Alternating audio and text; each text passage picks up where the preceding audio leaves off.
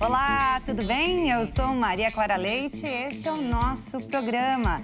É um prazer passar mais uma tarde do seu lado. Muito obrigada pela sua companhia.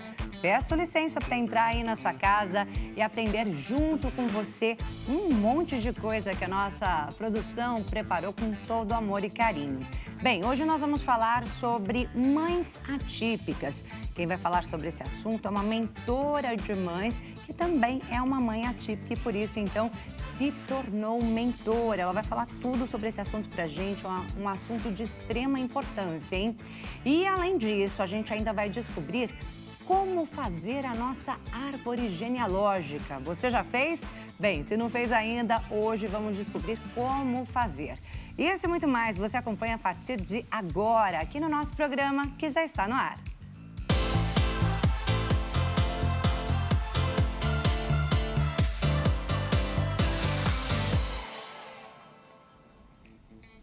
Seja muito bem-vindo ao nosso programa. Muito obrigada mais uma vez pela sua companhia. Você pode seguir o nosso programa nas redes sociais. Siga lá no Instagram, no @nosso programa. Pode me seguir também, o @Maria Clara Leite TV, que aparece aí na sua tela. E eu peço que você nos ajude a fazer o nosso programa, afinal, ele é nosso. Então, mande a sua mensagem aqui para os nossos entrevistados de hoje no WhatsApp, DDD 11, número 3337-5886. Nós estamos aqui, então, esperando as suas perguntas. Será um prazer contar com a sua participação. A gente começa falando sobre as mães atípicas, mas antes de falar sobre isso, eu te faço uma pergunta. Você sabe o que é uma criança atípica? Bem, as crianças atípicas são principalmente aquelas que têm algum tipo de neurodeficiência. Então, se enquadram aí as crianças com TEA, o transtorno do espectro autista, crianças também com síndrome de Down, crianças com dislexia e até as crianças com TDAH, o transtorno de déficit de atenção com hiperatividade. Para falar sobre esse assunto, a gente tem aqui nos nossos estúdios uma mãe atípica. É a Viviane Mendes, que também é pedagoga. Olá, Viviane. Boa tarde. Muito prazer. Prazer Seja muito bem-vinda, viu? Obrigada. Eu já vou te chamar de Vivi. Tranquilo. Que é para facilitar o processo, já me sinto íntima de você. Tranquilo. A gente conversava, né? Para quem não sabe, eu tenho um menino, Ian, 7 anos de idade, e recentemente eu descobri que ele tem TDAH, o transtorno de déficit de atenção e hiperatividade. Ele tem esse transtorno que a gente só descobriu quando a gente viu ali que ele tinha um atraso ali na escola, não estava conseguindo acompanhar. É uma questão tratável, mas é importante que a gente descubra ali o diagnóstico para que a gente possa fazer todos os tratamentos corretamente e dessa maneira fazer com que o nosso filho se desenvolva de uma maneira melhor, né? Sim. E você, Vivi, é mãe atípica, então Sim. Nos identificamos já desde o princípio, Verdade. né? Eu vou pedir que, antes de qualquer coisa, você conte sua história pra gente, por favor. Bom, eu sou mãe de 3, né? Eu sempre falo que sou mãe de 3. Eu tenho um filho de 23 anos, tenho minha pequena, né? E tenho minha menorzinha ainda, né? Então, os dois são típicos e a maternidade atípica, ela se apresentou depois de uma gestação tão bem planejada, tão idealizada, né? E, de repente, algumas coisas começaram a mudar, né? Alguns comportamentos começaram a se apresentar, algumas habilidades que já antes adquiridas começaram a regredir. E foi bem na pandemia que ela se mostrou, né? Então, mostrou-se essas dificuldades, né? Eu, como pedagoga, eu tinha que estar elaborando as atividades para as minhas crianças, né? E eu tinha dificuldade justamente porque ela não correspondia. A gente tem aí nas imagens, Vivi, a Laíse, sua pequena, aí bem pitica, né? Sim. Tinha o quê? Aí meses, né? Aí ela tinha uns meses, ela estava com a média de uns 10, 11 meses.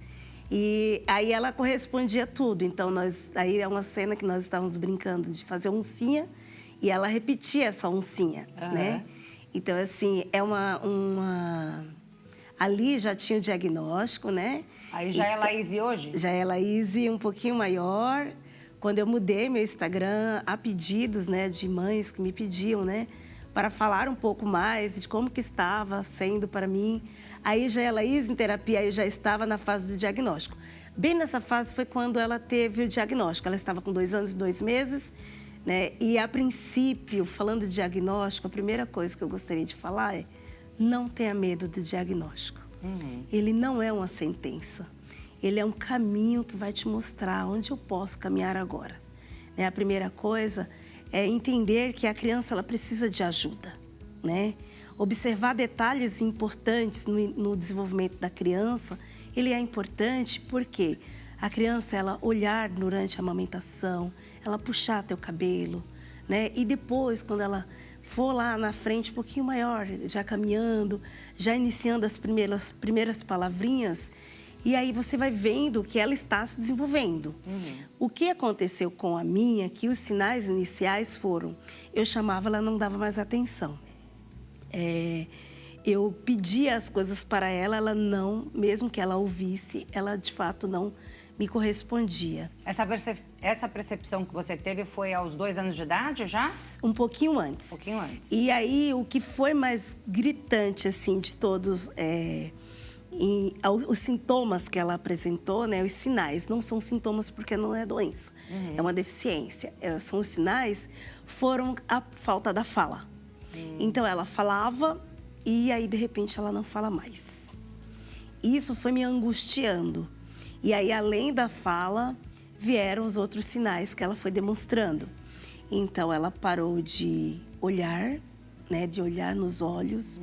Então, ela parou de olhar nos olhos, ela parou com a fala, ela não queria mais fazer selfie. Então, aqueles vídeos gostosos iniciais não aconteciam mais. O vídeo que está mostrando, ela estava tendo terapia em casa, né? Então, a terapia para a criança dentro do espectro autista, ela faz terapia ABA.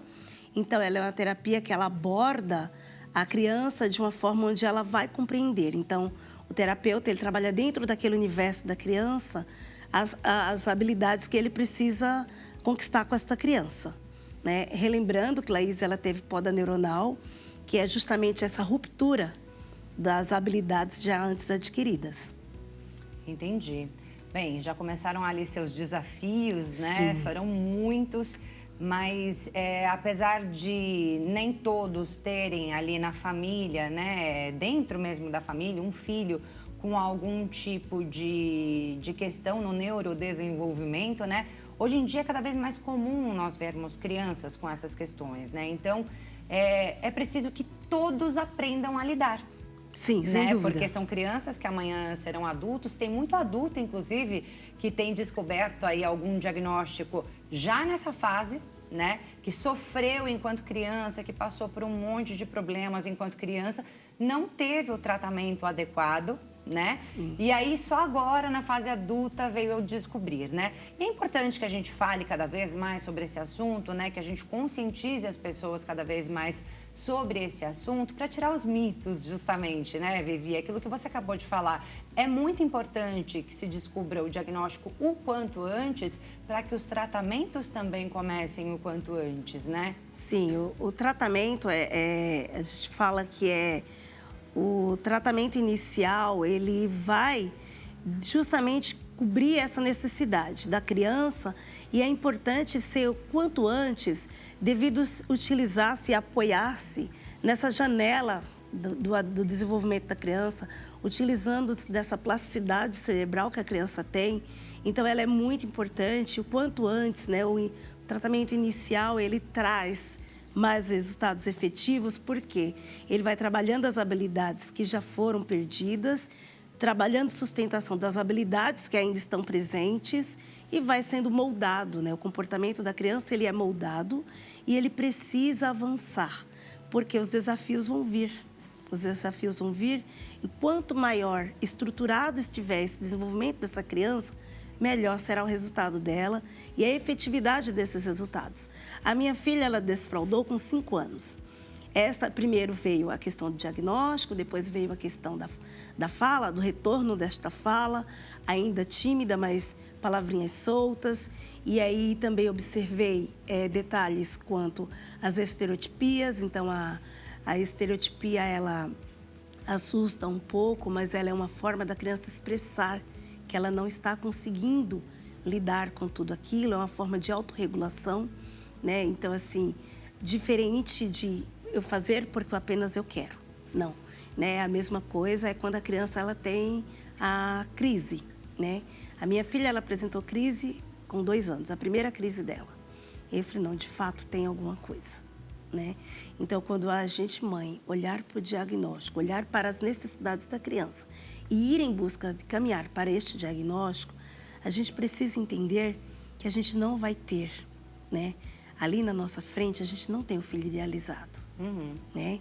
E o luto, o sofrimento do diagnóstico, ele vem não pela criança em si, que a mãe ela não deixa de amar, ela continua amando ainda mais, né?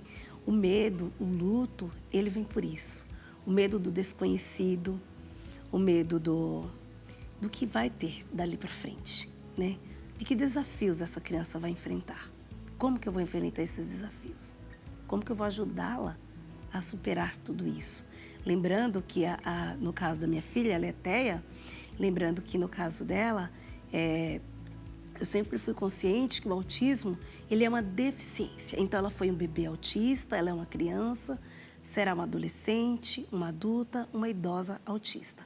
Então, é uma coisa que vai perdurar por toda a vida, né? Por isso que é tão importante as intervenções precoces. Exatamente, que você fazendo isso, né, você vai cada vez mais permitir que a sua filha ela seja independente. Sim. Né? Essa é a ideia, né? Que ela aprenda cada vez mais, que ela saiba lidar com as questões, né, que o autismo traz para a vida dela e que ela realmente seja uma pessoa independente, né? Essa é a verdade. E assim, eu sempre ouço, é um trabalho de formiguinha. Tem que ter muita paciência, né? São vários tratamentos, várias terapias, diariamente, semanalmente, né? Bastante coisa, realmente um desafio, né? A gente que é mãe normalmente precisa se desdobrar, né? Para acompanhar a criança nesses atendimentos, né? Mas uma coisa é certa, cada conquista é realmente maravilhosa, é uma alegria, não é verdade? É uma grande alegria quando você vê seu filho ali realizando aquilo que ele não conseguia antes. É maravilhoso, então é recompensador, não é verdade, Muito. Vivi?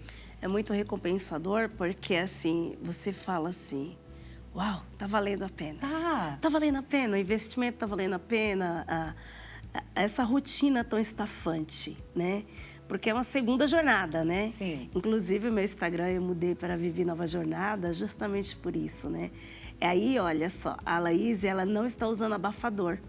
E isso é uma questão que ajuda muito. Isso foi uma atividade que foi feita junto com o pessoal da clínica, que nós fomos, né, para o circo, né? Foi a primeira experiência dela.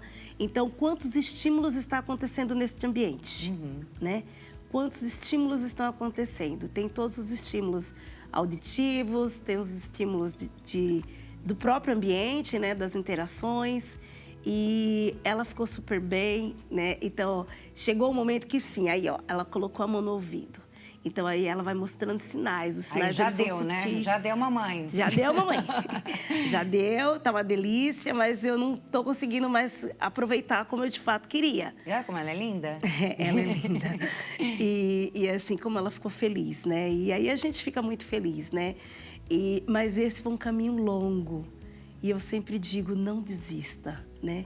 O caminho, ele é longo, ele é árduo, né? O desconhecido, ele se apresenta, né? Parece um monstro bem grande. Mas que a terapia vai te dando meios de como lidar com esses monstros, né? E a mentoria também dá esses meios, Sim. né? De como lidar com esses monstros. E não por acaso, Vivi Mendes tornou-se mentora de mães atípicas. Como é que foi isso, Vivi? Eu tinha um Instagram, né? Eu utilizava o meu Instagram como... Eu brincava que era blogueira do lar, né? E eu sempre mostrava a minha rotina, né? E aí as pessoas falavam, ai, mostra isso, mostra aquilo. E aí eu estava sempre fazendo. Eu ia nos eventos, os donos de casa e tal. E, de repente, com essas necessidades dela, eu comecei a mostrar somente eu indo em clínica. Eu passeando em locais em que eu falava assim, eu falava para ela, olha, nós vamos passear, mas não era um passear, eu tinha que fazer de uma forma lúdica, né? E aí eu falava, mas que blogueira é essa de dona de casa que não dá uma dica? Que essa blogueira vive mais na rua do que dona de casa, né? Uhum. Então, assim, eu mostrava, muitas meninas pediam muito, né? Para eu mostrar este outro lado, como estava sendo esse novo caminho, né? E aí veio o nome, Vivi Nova Jornada, né? E aí as coisas foram acontecendo, né? E as mães começaram a me chamar no direct, falou, olha, incrível, eu te acompanho há bastante tempo, eu já te acompanhava, porque eu mostrava a minha rotina no meu trabalho, com as crianças também, né? E aí elas falavam assim, olha, eu queria muito falar um pouco mais com você, tudo bem para você? Eu, não, tudo bem.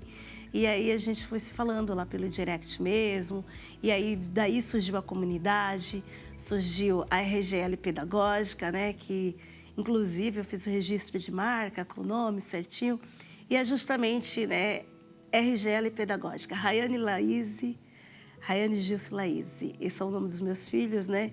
Porque veio a pedido de outras demandas, né? E aí, como que eu faço para, né, adaptar uma atividade? Né? Meu filho, eu não estou conseguindo fazer tal coisa na escola, né?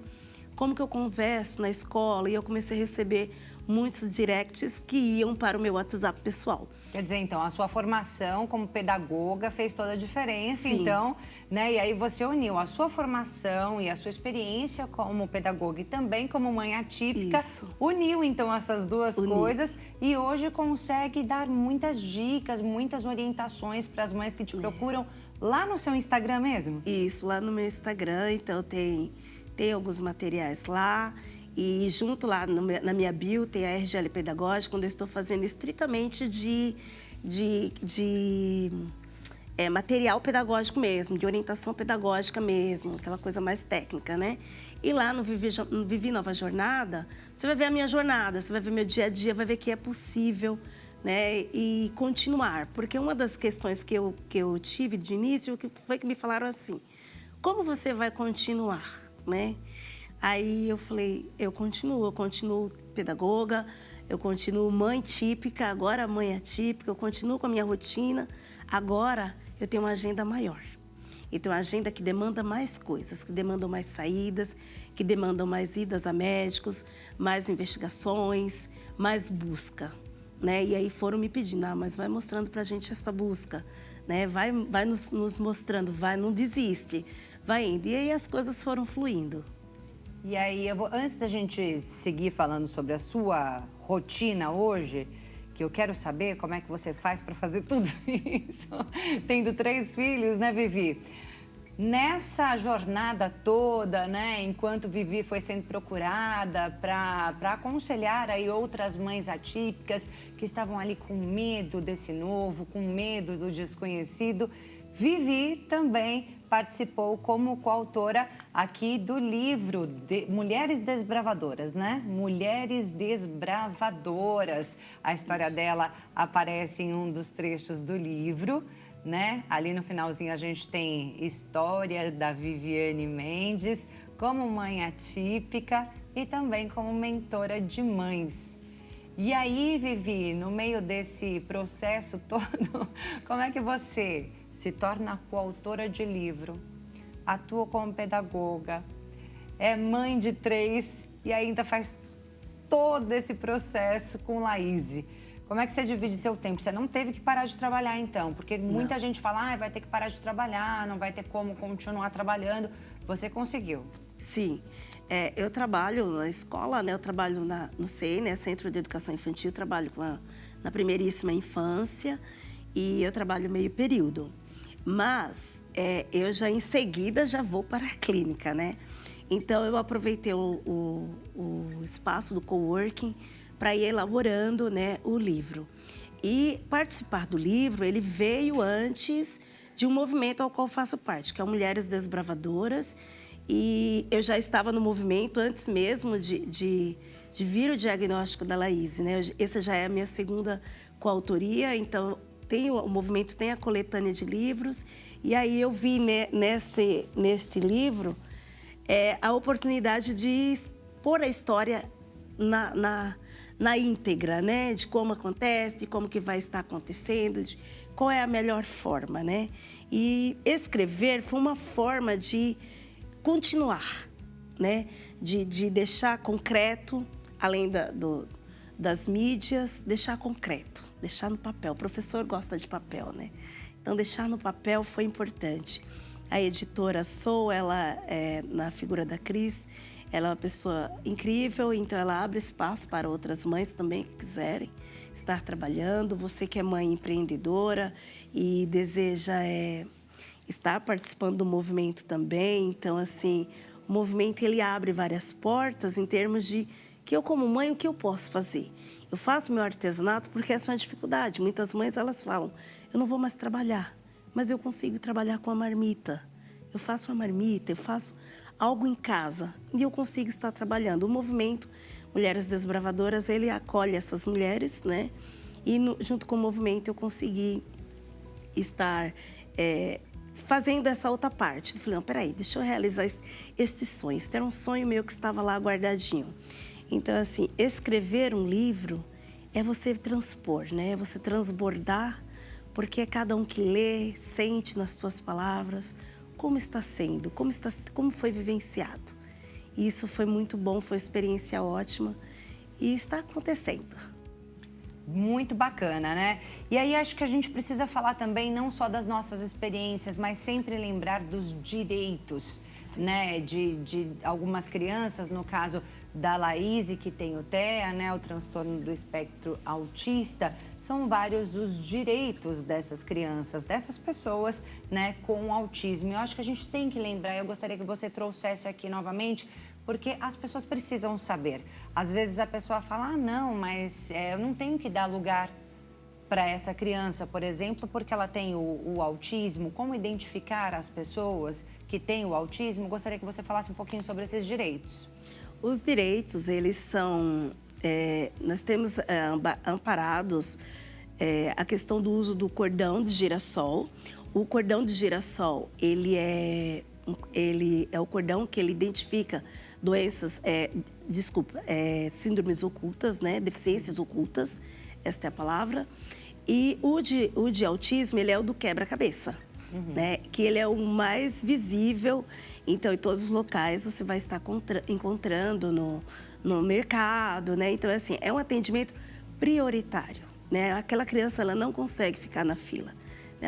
Geralmente, ela não consegue ficar parada.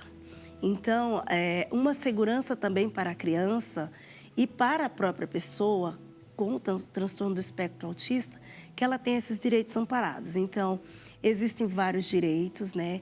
Existe direito, aqui em São Paulo, ao direito ao bilhete especial, né? Nos municípios que rodeiam a Grande São Paulo, também tem essa questão do bilhete especial. Tem o serviço do Atende, que é pela prefeitura, né? A minha filha faz uso do serviço, que é a van que vem e leva a criança para os atendimentos, para os tratamentos, né? E o direito ao BPC Loas. Esse é um direito social, né? Que a mãe ela deve procurar, né? A família muitas vezes ela é carente e aí ela acredita que vai ter somente, eu não vou ter ajuda. Não, tem ajuda. Busca que tem. O BPC Loas, busca uma UBS, converse na sua UBS e lá você vai ter todas as orientações com o assistente social de como está adquirindo esse benefício.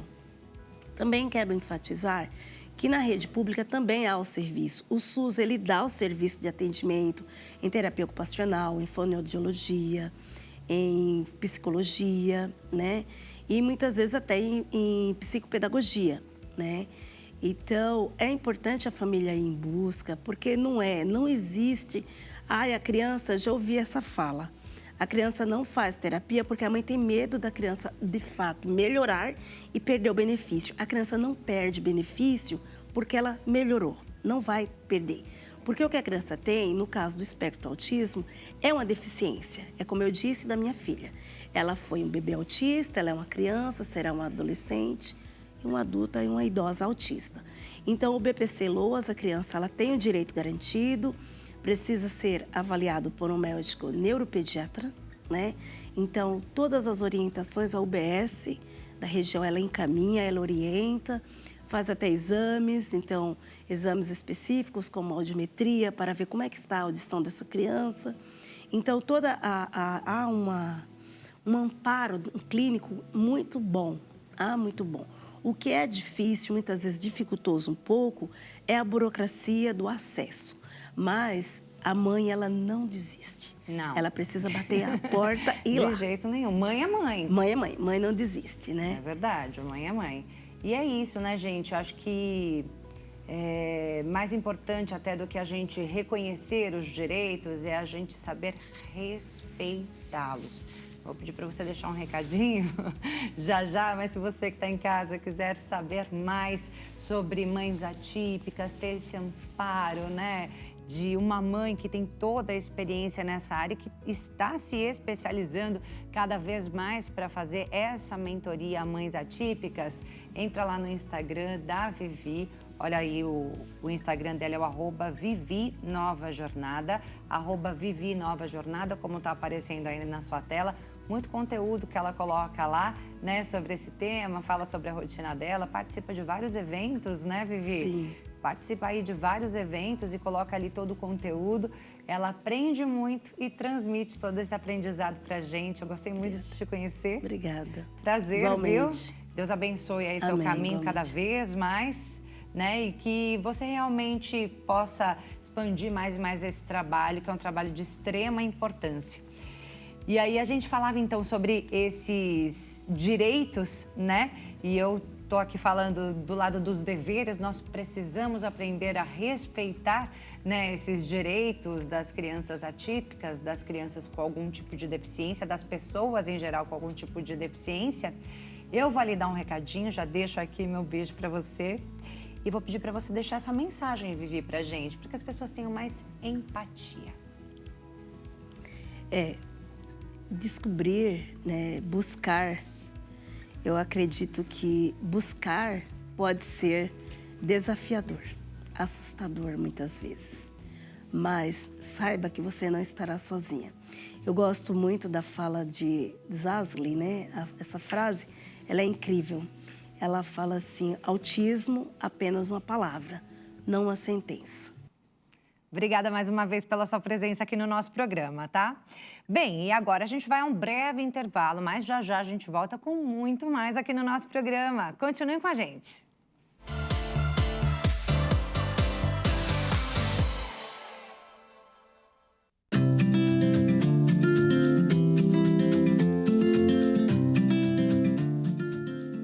Já estamos de volta com o nosso programa hoje, com muita coisa bacana, né?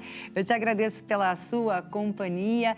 Você que está chegando agora, seja muito bem-vindo. Mas você que está com a gente desde o começo, você viu que bacana nosso papo com a Vivi Mendes? Ela que é mãe atípica, mentora de mães, pedagoga, deu uma aula aqui pra gente, falando então sobre toda essa experiência de vida que ela tem como mãe da Laíse, que tem o TEA, o transtorno do espectro autista. Ela contou aqui pra gente que no começo, é claro, foi uma surpresa, mas ela falou de toda a rotina que ela tem com a filha dela, né? Como ela já se desenvolveu, quanta coisa legal que já aconteceu na vida da Laíse. E agora ela então divide essa experiência com todo mundo que a acompanha nas redes sociais.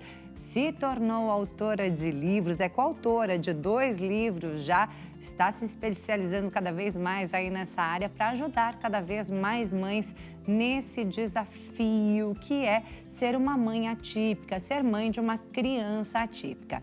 E agora, nesse bloco, a gente tem estreia aqui no nosso programa. É isso mesmo, é a estreia do quadro Manual das Redes, com dicas de comportamento nas redes sociais, várias delas. Quem encabeça esse quadro é a Ana Tomazelli, que é diretora de RH, psicanalista, jornalista e presidente do IPFEM. Pode rodar.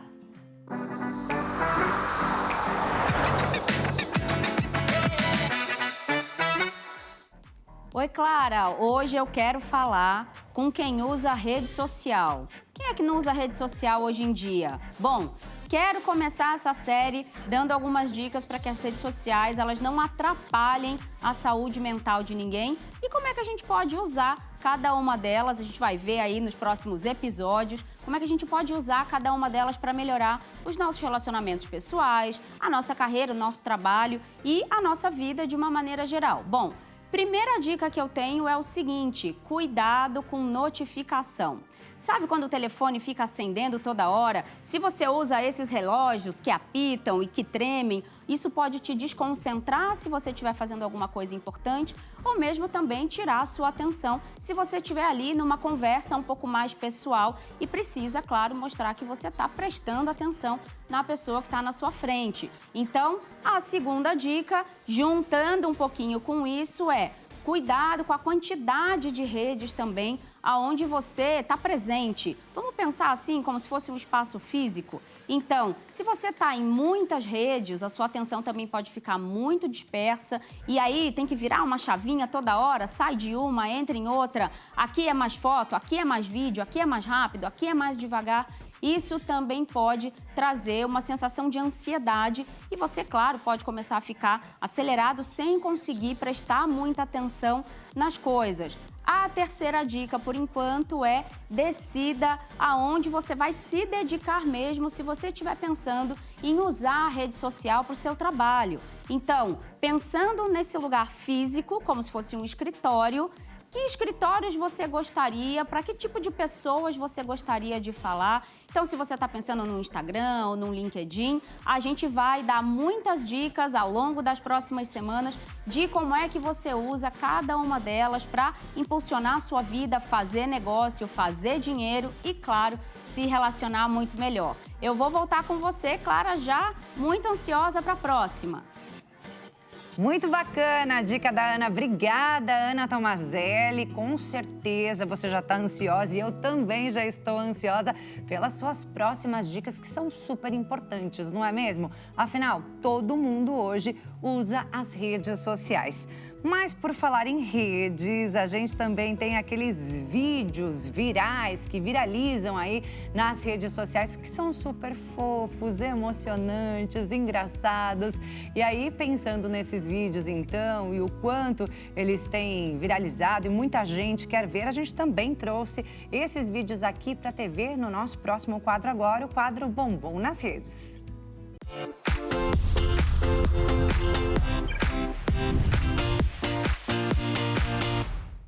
Enquanto alguns lutam dia e noite em busca de um sonho, tem gente que é vencido pela preguiça, viu? É isso mesmo. Nesse vídeo que a gente vai ver agora, o pai dá bronca no filho porque o filho não quer fazer nada. Olha só. Trabalha, você não estuda, você não tem emprego, você não tem caráter, você não completou o seu ensino fundamental, você só dorme o dia inteiro, você não faz literalmente nada. Você só dorme com essa coisinha do Stitch, só isso, mais nada. Você me escutou? Você entendeu? Levanta e vai buscar sua carteira de trabalho. Você tá escutando?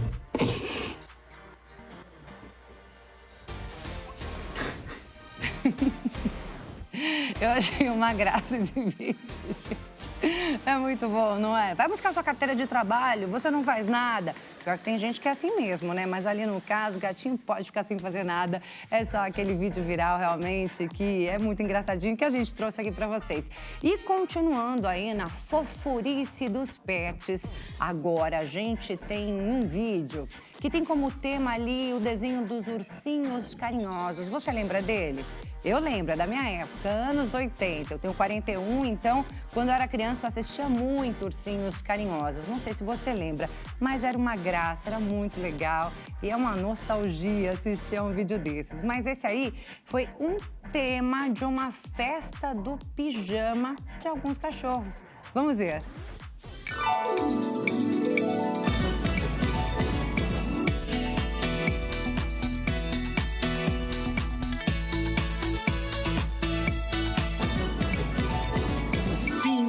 carinhosos. 4, 3, 2, 1. Quem é que surge de algum lugar lá do céu,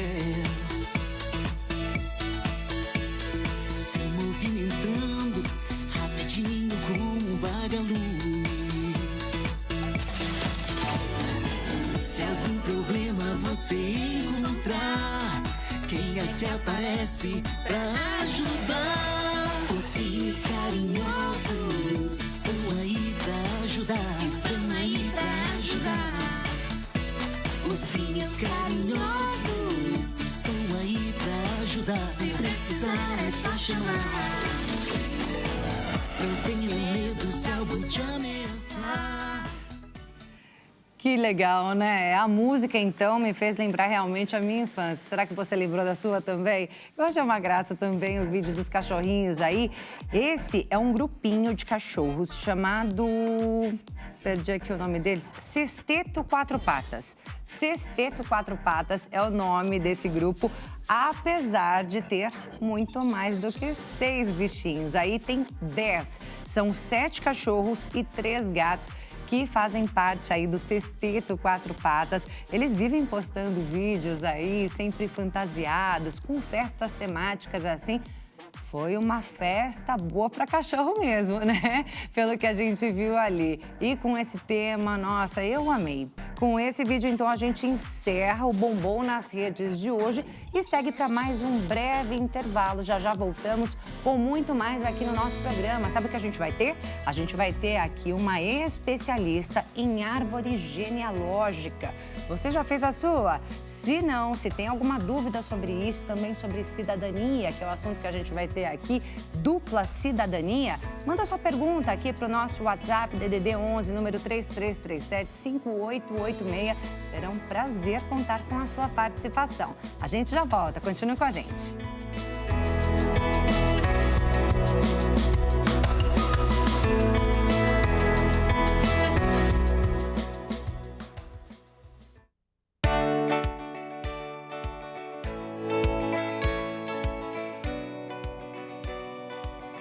Já estamos de volta com o nosso programa, agora falando sobre árvore genealógica. Você sabe como fazer a sua? Sabe como buscar aqueles parentes lá do passado? Bem, a gente tem aqui a especialista em genealogia e história da família, Juliane Oliveira, que vai explicar tudo pra gente. Seja muito bem-vinda. Obrigada. É um prazer estar aqui, é um prazer imenso estar falando sobre genealogia, sobre a nossa construção de passado, né? Eu acho que quando a gente conhece qual é o nosso passado, a gente tem uma provisão de como determinar nosso futuro. Às vezes a gente vem de um passado de pessoas fortes que migraram e você não tem nem noção da origem que aquilo te dá de força para seguir o seu futuro, né? Para pleleitar pelo seu futuro. Juliane, com certeza, né? Tem todas essas importâncias e também tem aí algumas vantagens, né? Tem. Se obtém por meio da árvore genealógica, exatamente, né? Principalmente a partir dela que a gente busca uma segunda cidadania. Sim. A árvore genealógica, a gente vai ensinar aqui para vocês fazerem a montagem dessa árvore, que vai poder determinar também a descendência. É muito importante entender que o Brasil é um país, além de ser colonizado por Portugal, a gente recebeu muitos imigrantes, então é um país bastante miscigenado.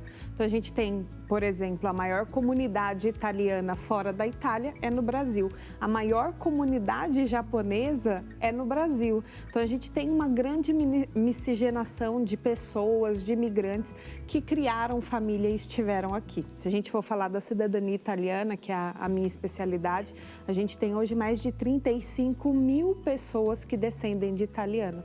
Foram mais de 2 milhões de italianos que migraram, tanto na época para trabalhar nas lavouras de café, quanto fugindo da guerra da Itália. Então, a gente tem uma porcentagem, só no estado de São Paulo, por exemplo, 15% das pessoas descendem de um italiano. Esses 35 mil que você fala é só daqui de São Paulo? É, só falando da região que a gente tem aqui. Então, Eu vi que, no caso, seriam praticamente 30 milhões de brasileiros. 30 milhões de brasileiros, exatamente. É muita gente, mais de 10% da população. Exatamente. Então, a gente tem algumas regiões onde tem uma forte imigração. Por exemplo, se você for ao sul do país, você tem escolas que ainda ensinam em italiano ou em alemão, que a gente também tem uma incidência grande dessa migração. Tem crianças que até os 6 anos não falam o idioma português, elas falam italiano, elas falam o dialeto da família, que vem sendo conservado e que quando entra na escola começa a desenvolver para falar o português. E aí, o começo de tudo é a árvore genealógica, né? Exato. A gente aprende a fazer ali a árvore genealógica quando a gente é criança, na escola, ali no primário, nem fala mais assim primário, né? Ali no ensino fundamental, a gente faz, né? Ali a gente aprende a fazer, mas é claro que o trabalho é muito mais complexo, né? É muito mais complexo do que a gente imagina. A gente usa, quando a gente está ali no primário e a gente aprende, eu lembro até desse exercício, porque eu sempre gostei muito da história, né? De que história que eu migrei, enchia o saco da minha avó, conta suas histórias, de onde você veio. E a caracterização que a gente tem do primário é desenhar uma árvore, né? Isso. E a gente ia colando várias etiquetinhas ali com o nome daqueles que a gente descende. Quando a gente fala de árvore genealógica, é muito importante para quem está em casa entender que a gente precisa focar em uma árvore. Então, quando a gente fala, eu, Juliane, descendo de um genitor e de uma genitora, e esses genitores descendem dos seus pais. Então, essa árvore vai ficando cada vez maior. Então, quando a gente vai falar de árvore no sentido de requisitar uma cidadania italiana, portuguesa, espanhola, alemã, enfim, a gente tem que focar naquela árvore que a gente sabe que vai construir essa história. Então, a gente tem o histórico familiar. Às vezes uma nona, às vezes um nono. A história de alguém que veio fugido. A pessoa veio, tem muito... A gente fala de memória compartilhada. Então, muitas histórias. Veio fugido no navio. Ele veio escondido no navio.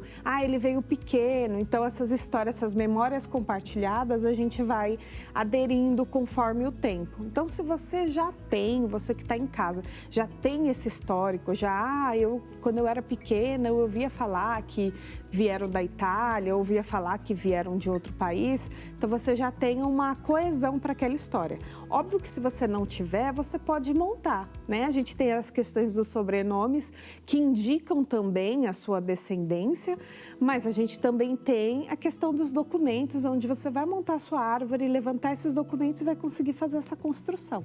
Uma entrevista com a família seria a base ali para começar a descobrir toda essa história. Mas que tipo de perguntas que a gente tem que fazer para esse familiar para a gente chegar nesse resultado? Sim, as partes mais importantes, antes da gente construir a árvore, é a gente ter os questionamentos para a gente fazer essa construção. Então, eu diria, converse com a pessoa mais velha da sua família, aquela que você tem, que tem a origem, às vezes tem alguns documentos antigos, a gente precisa perguntar para o avô, para a avó, onde que você viveu o decorrer da vida? Qual região do país você viveu? Porque a gente tem que entender na história que, assim, hoje a gente tem carro, avião, nós vamos para qualquer lugar em um passe de mágicas. Mas, antigamente, não. Então, eles viviam muito dentro daquela região. Então, quando a gente fala, por exemplo, de migração italiana, eu posso dizer para você que a região de São Paulo, capital, e os interiores próximos de 100 a 200 quilômetros foi onde esses italianos viveram. Porque era nessas regiões onde tinha agricultura, é nessas regiões onde eles migravam para a parte da capital. Então, eu tenho este conhecimento histórico. Aquela pessoa que vai conversar com uma pessoa da família dela, ela vai perguntar, onde que vocês viveram? Viveu a vida toda aqui nessa região? Viveu em outras regiões? Que regiões vocês viveram? Essa pergunta é importante, porque quando a gente começar a montar a árvore aqui, você vai ver que essas regiões vão facilitar a busca para esses documentos para que essa pessoa possa requerer determinada cidadania. Outra coisa importante é o sobrenome. Às vezes ele tem um significado que a gente não tem noção de que ele tenha. Então vamos supor, vamos pegar o seu, que é o Leite. O Leite é um sobrenome português e ele é destinado às pessoas que trabalhavam com leite, a ordenha do leite ou até com comércio de leite. E o leite também pode ser uma característica da pessoa, ela é branca como leite. Ou quando a gente fala na cidadania italiana, o nome da pessoa é Maria Rozzo. Rozzo quer dizer vermelho, então ela podia ter um cabelo vermelho, viver numa região ou num lugar onde dava uma espécie de árvore de frutos vermelhos. A gente tem as situações que eu acho muito interessante na área que a gente fala de genealogia da Itália, que são as crianças órfãos. Então, às vezes você tem um nome, a gente tem um cliente que tem um nome incrível que é Dell'Esposto. Aí você fala, Dell'Esposto, o que significa? Uma criança exposta. Então, a gente sabe que quando tem esse sobrenome, com certeza era órfão. Ou, às vezes, a gente vê que se chama Casa del Madre, ou Filho de Deus. Então, tem essa referência de uma criança adotada. Então, no orfanato, os nomes, viveu no orfanato. Viveu no orfanato. Então, o nome, ele tem um significado, ele traz um significado pra gente. Eu tenho descendência italiana, tirei a minha cidadania, tive a resposta na sexta-feira passada, olha só. Dona de empresa de cidadania, o meu processo saiu e eu tive essa resposta. Mas o meu caso foi muito específico, porque na minha história da minha família, ninguém falava que tinha um italiano. Falava, não, a gente é uma família de mulheres, porque é uma família de mulheres fortes, mas tudo português, é tudo português. Eu brincava com a minha sócia, ela falava, não tem um italiano escondido? Eu falava, não, é tudo português. Minha avó se chama Amélia, é um nome muito tradicional português. Quando eu criei a minha árvore, que eu comecei a construir, eu tive por objetivo de fazer a árvore da minha linha materna. Falei, não, eu vou procurar pelas mulheres, eu quero conhecer essas mulheres fortes da minha família. E comecei pela minha mãe, depois pela minha avó materna, depois pela minha bisavó materna. E aí eu descobri que a minha bisavó materna era filha de um italiano. Só que por que essa história não foi construída? Porque a minha trisavó, casada com esse italiano, ele morreu de meningite um mês antes da minha bisavó nascer. Então, perdeu toda a referência daquela história. Ela nem conheceu o pai. Exatamente. Então, às vezes, você está em casa, não sabe que você tem esse direito, vai montar a sua árvore, vai descobrir documentos e vai falar, nossa, eu descendo, eu não imaginava. Eu mesma, até onde eu sei, eu não tenho nenhum descendente estrangeiro, não. Eu também achava que não. Você falou do leite aí, eu sei que pode ter alguma referência dos portugueses, né? Por ser um nome português, pode ser que tenha alguma referência assim, ó, lá atrás, mas bem lá atrás. Eu tinha... Minha família é toda pernambucana. E aí, assim, mas essa todo mundo que vem pra trás é tudo pernambucano. Então, eu também sou, a minha família toda de Alagoas. Eu falava assim, imagina, não tem. Mas a gente entendeu construindo essa linha. E principalmente, às vezes, você tá um pouco perdido nessa árvore, porque, historicamente, falando sobre documentos, a mulher não passa o sobrenome dela para os filhos. Então, a maioria das vezes, hoje a gente passa, tem um filho, ele vai ter uma parte, você tem um filho, deve ter uma parte do seu nome e uma parte do nome do seu esposo. Mas, antigamente, somente os filhos, os homens, que passavam o sobrenome. Então, os nomes femininos acabavam se perdendo. Às vezes, você tem aí uma pessoa que descende, só que esse nome se perdeu no decorrer dessa passagem, dessa herança. A herança genética existiu, mas não existiu a passagem desse sobrenome. Bem, Juliane, já vou pedir para você ensinar pra gente, né? Juliane trouxe um quadro aqui pra gente, que ela vai ensinar como é que se faz, como é que a gente descobre a nossa árvore genealógica. Ela já deu aqui várias pistas, já falou, né? Já deu aí o caminho das pedras, o que a gente precisa fazer, como é que começa esse processo, mas ela vai desenhar. Sim, então vamos vou pedir lá. para você fazer. Por favor. Bom, pra gente começar... A gente tem muito assunto ainda. Às vezes a gente fala de árvore e a gente sempre pensa que tem que começar lá daquela primeira pessoa que a gente quer procurar. E não, porque os dados, eles vão estar... É uma história contada de trás para frente. Então, se a gente for fazer uma árvore, eu vou desenhar a minha própria árvore para que vocês possam entender. Então, tá aqui eu. Então, essa árvore começa por mim. Existe no meu nascimento, na minha certidão de nascimento, existe os dados dos meus avós paternos e dos meus avós maternos. Você pode construir partes da linha, você pode seguir a linha materna e a linha paterna aqui, vai ficar uma árvore mais complicada. Então, eu acho que de primeira dica eleja uma das árvores para você poder seguir. Então, eu vou seguir pela minha linha, como eu falei, a minha linha materna. Então, lá no meu nascimento, lá na minha certidão de nascimento, e aí eu peço para que vocês anotem aí, lá na certidão de nascimento existem 2 tipos no cartório. A breve relato, que é tipo um resumão do seu nascimento, e a inteiro teor, que é uma certidão que conta o dia, a hora, quem era testemunha e tudo mais. Então, vá ao cartório e pegue uma inteiro teor. Se você não pegou ela ainda, vai pegar, não tem problema. Dentro do seu próprio documento, né, do seu documento de nascimento, vai constar o nome dos seus avós. Então, lá dentro do meu documento de nascimento, constava o nome da minha mãe e o nome dos meus avós paternos e maternos. Então, dentro do documento meu, veio a minha mãe.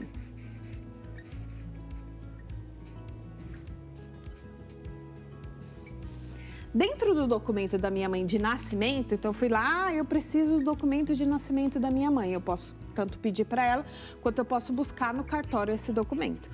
Com o documento de nascimento da minha mãe, eu descobri onde os meus avós se casaram. Então, eu já tinha mais uma informação. Então, dentro desse meu nascimento, existiam informações do casamento da minha mãe e informações dos meus avós. No nascimento da minha mãe, existia a informação tanto do casamento dos pais dela, como dos avós dela. Então, eu já conseguia construir uma linha.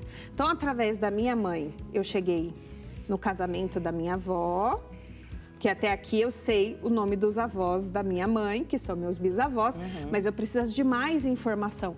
Quais informações que são importantes para a gente poder ter? Como a gente falou no início, nome completo, data de nascimento e local de nascimento. Às vezes, nem nossos avós têm mais essa informação, mas os registros contam uma história, então isso não vai passar batido. Existe dentro dos registros essa informação. Então, lá no meu nascimento, existem as informações do casamento da minha mãe. No casamento da minha mãe, existem as informações tanto de nascimento dela, quanto de nascimento do meu pai. Então, aí é um trabalho de ir até o cartório, por exemplo? Pode ser se a sua família já não tivesse esses registros guardados, né? Aquela pastinha da tia-avó, aquela pastinha da nossa avó, que ela fala, não pode mexer aqui que é documento importante. A gente sabe que lá dentro vão ter a construção dessas informações. Quando a gente vai no cartório, a gente consegue determinadas documentações gratuitamente ou tudo tem que pagar? O cartório ele tem um custo para emitir esses documentos, principalmente a de inteiro teor tem um custinho maior. Por isso que eu digo que é muito importante montar a sua árvore primeiro e coletar os documentos que você tem, que são os primeiros, aqueles que tá com a fita crepe passada, amarelinho, porque eles já vão te dar noção do registro. Esses registros, eles já tem lá número, livro e folha. Se você não tem essa informação, dentro desses registros que você vai compor, você vai encontrar a data de nascimento do seu avô, e aí você vai conseguir buscar esse documento. Você vai encontrar a data de casamento. Então, dentro eu falo assim, que cada registro conta uma história.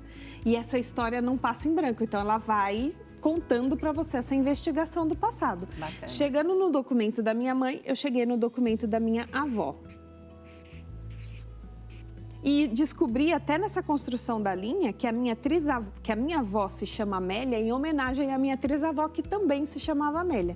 Então, dentro do nascimento da minha avó, eu encontrei o casamento dos pais, porque lá dentro do nascimento da minha avó está escrito Dona Amélia, filha de fulana, de Beltrana, que foram casados no cartório X, na data X. Então, eu já tenho esse conteúdo que eu preciso. Trazendo essa informação da minha avó, eu consegui subir mais um registro, que é o registro da minha bisavó. Então, dentro do registro da minha bisavó, eu encontrei quando que ela nasceu, as informações. Então, através do nascimento da minha avó, eu encontrei o casamento dela. E, através do casamento dela, eu encontrei o nascimento dela. Dentro do nascimento dela, e é muito importante isso, às vezes você vai falar, poxa, eu não encontrei o casamento, às vezes não foram casados mesmo, às vezes só casaram na igreja, às vezes não existia registro civil conforme você vai subindo a sua linha. Então é importante que mesmo sem o casamento, o nascimento vai contar a história onde você vai encontrar os demais documentos. Só para entender uma coisa, Juliane, existe um nível de descendência que a gente consiga pedir aí a cidadania? Olha, tem parada aqui em algum momento ou não? Todo mundo pergunta isso. para a cidadania italiana, não existe limite de geração. Então, eu tenho casos de cliente que ele já está na 9ª descendência.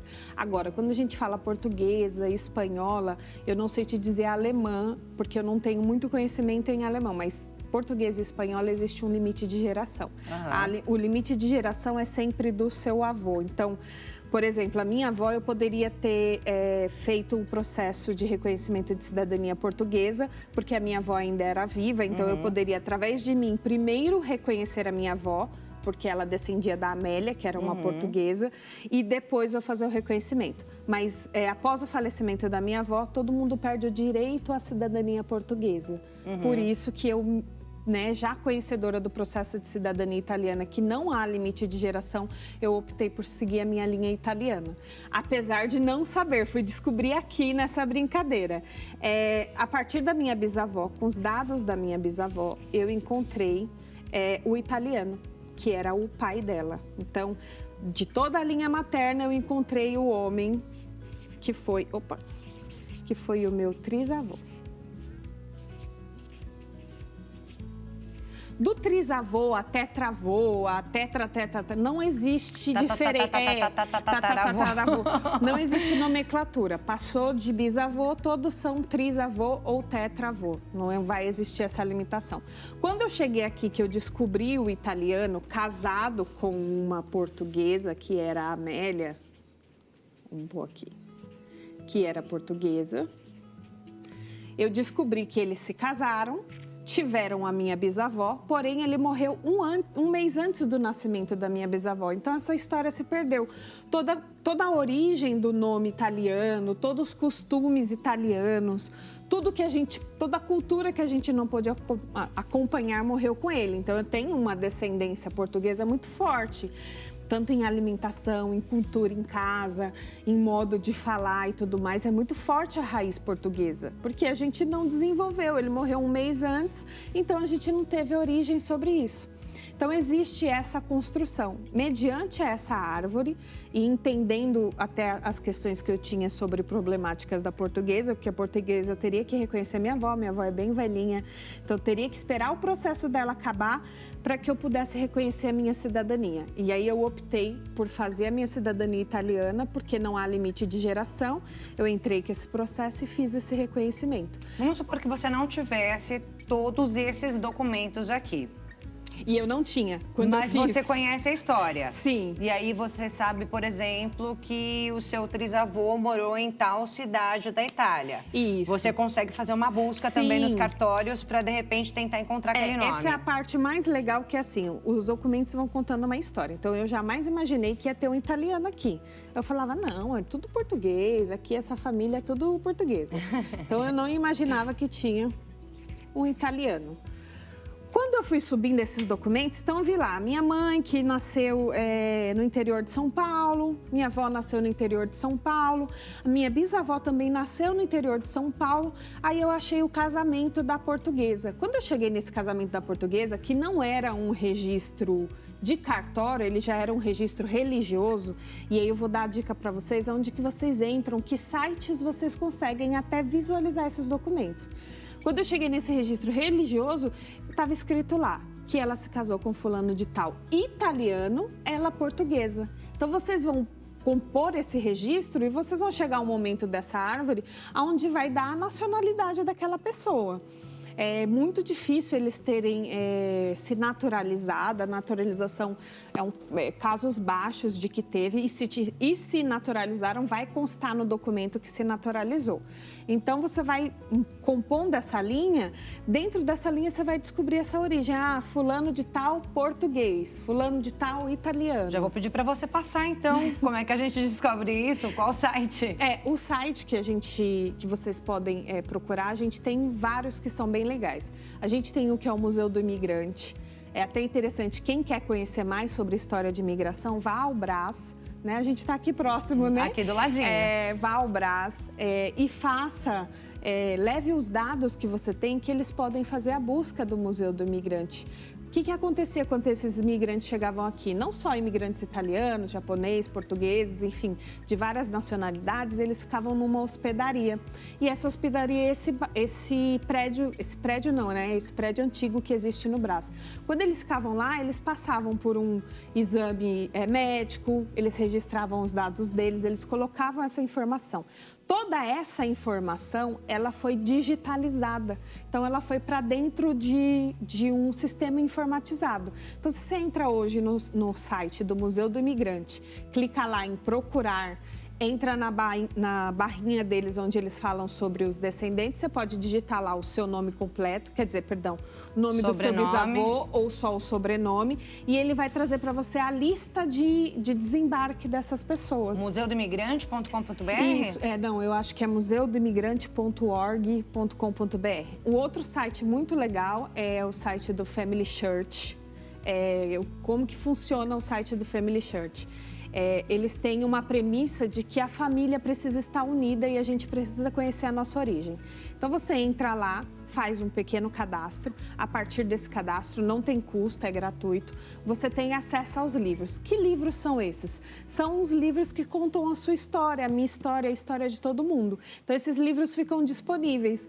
Então, por exemplo, o cartório, uma pessoa que trabalha com esse site do Family Church vai até o cartório e fala, olha, a gente faz um trabalho voluntário, posso digitalizar os seus livros e transcrever? E o cartório fala, claro, pode fazer. Então, ele vai lá, escaneia e digitaliza todos esses livros. A partir do momento que ele faz isso, esses livros ficam disponíveis nesse site. Então, se você colocar lá, por exemplo, foi o que eu fiz, no nome da minha avó, eu escrevi o nome completo da minha avó, porque eu tinha na minha certidão de nascimento o nome dos meus avós maternos, escrevi o nome dela completo lá no site e achei o registro de nascimento dela lá. Que bacana. Então, eu nem precisei procurar primeiro no cartório, só de procurar nesse site eu já encontrei. Juliana, vamos seguir então? Vamos. Falando um pouquinho de cidadania? Vamos. Finalizamos aqui nossa árvore. Sim. Chegamos, então, numa conclusão. Sim, exato. E aí, eu queria seguir falando um pouquinho de cidadania, principalmente a italiana, né, que é a sua especialidade. Sim. Porque nem todo mundo conhece os benefícios que as pessoas podem ter tendo a cidadania, né? Então, vamos sentar aqui novamente? A gente senta aqui novamente, né, pra gente conversar mais tranquilamente. Eu vi que tem alguns benefícios, como, por exemplo, a cidadania italiana. A pessoa pode entrar sem visto em mais de 190 países. Sim. Hoje, o passaporte italiano, ele é o primeiro mais poderoso do mundo. Olha isso, ranqueando gente. junto com o do Japão, Coreia do Norte e outros passaportes europeus. E aí tem acesso também a tratamento de saúde, bolsa de estudo em vários países. É importante entender que a cidadania, eu falo que ela é a melhor herança que pode se deixar. Porque você tem os benefícios que ela vai te dar, que são o quê? Por exemplo, hoje, para você tirar um visto E2, né, que é um visto de investidor nos Estados Unidos, para brasileiro está em torno de $1 milhão. Então, é um aporte muito alto para um investimento. Mas se você é um cidadão europeu, você tira esse visto gastando um valor de 90 mil ou 100 mil no máximo. A gente tem clientes até com investimentos que depende do plano, consegue com $50 mil fazer, ou às vezes já tem um negócio feito lá, está vivendo às vezes de forma de sem status e faz a cidadania para se regularizar naquele país, né? Isso a gente está falando fora da União Europeia. A União Europeia tem 126 países que, uma vez que você se torna cidadão italiano, você pode morar em qualquer um deles. E você falou que a sua cidadania saiu agora, né? Exatamente. Na semana passada. E eu vi que tem um prazo aí que pode durar de 6 meses até 17 anos. Aí a gente tem tipos de processos diferentes, né? Então, hoje a gente tem aí o processo de cidadania via consular. As filas do consulado são enormes, 17 anos de verdade. A gente tem o processo judicial, que é o que a gente faz no escritório hoje, que ele é contra essas filas. E ele também pega os processos de linha materna. Esse processo, ele tramita no Tribunal de Justiça italiano, você não precisa ir à Itália, não precisa parar os seus compromissos, ele vai tramitar através de uma procuração representada por você. Esse processo, ele pode levar até 2 anos. Olha só o que está aparecendo ali na tela. a gente pegou esse daí, que é mais uma vantagem, né, que se tem de morar na Itália, que tem algumas cidades que procuram, né, que oferecem o valor para que novos moradores migrem para lá, né? Então, ó, descubra como pequenas vilas na Calábria estão pagando para atrair residentes e revitalizar as suas cidades. Olha lá. Eu brinco que, assim, essa é uma oportunidade desafiadora. Porque quando a gente tem essas oportunidades, compre uma casa a €1 na Itália, a gente vê muito essa notícia. Tem que tomar cuidado. Tem que tomar cuidado porque, assim, o que o governo quer? Ele quer que você aporte financeiramente no país. Então, quando ele te põe essa opção, compre essa casa a €1, ele vai determinar que você gaste X valor na reforma daquele lugar. É óbvio, ele vai te dar subsídios, ele pode te fazer empréstimos e tudo mais, mas ele vai querer que você contrate pessoas do local, ele quer fazer a economia girar. Então, é importante, eu tenho só €1, Não, peraí. Não é bem por aí. Precisa ter um planejamento para fazer isso. Eu digo muito que, assim, existem muitos benefícios e a gente precisa se utilizar desse direito, né? A cidadania italiana, ela é um direito, não é, eu posso, alguém vai me dar essa permissão. Não, ela é um direito, a gente está reconhecendo. Qual que é a regra da cidadania italiana? Se chama iuris sanguinis em italiano. O que isso quer dizer? Está lá na Constituição italiana que quando você nasceu, se você descende de um italiano, corre nas suas veias o sangue italiano, iuris sanguinis. Ninguém pode te barrar esse direito ou limitar, como a gente vê na portuguesa. Por quê? Porque esse é o seu direito garantido. Você já nasceu um cidadão italiano. O que você precisa agora é formalizar o seu reconhecimento. Deixar ali documentado, né? Exatamente.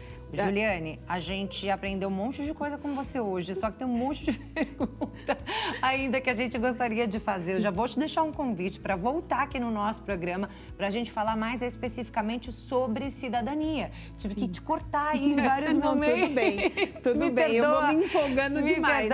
Porque a gente realmente precisa, assim, a gente tem muitas dúvidas, né? Mas a gente vai ter que encerrar, porque o nosso programa já está acabando.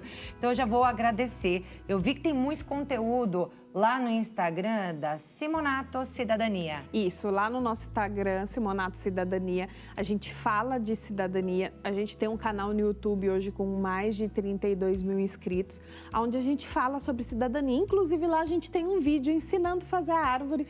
Se você quiser rever, entender um pouco mais, tem o programa que pode assistir também no YouTube. Com certeza. Você também pode ver lá no nosso canal, a gente falando um pouco de árvore genealógica, pesquisa e tudo mais. E já está aí convidada para um próximo programa para a gente falar especificamente sobre cidadania, porque realmente é um assunto que interessa muita gente. Sim. Prazer te conhecer, Foi tá? um prazer, obrigada.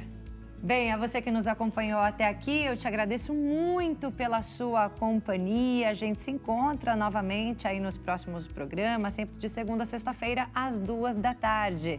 Uma ótima tarde para você. Fica com Deus e um beijão para você e para toda a sua família.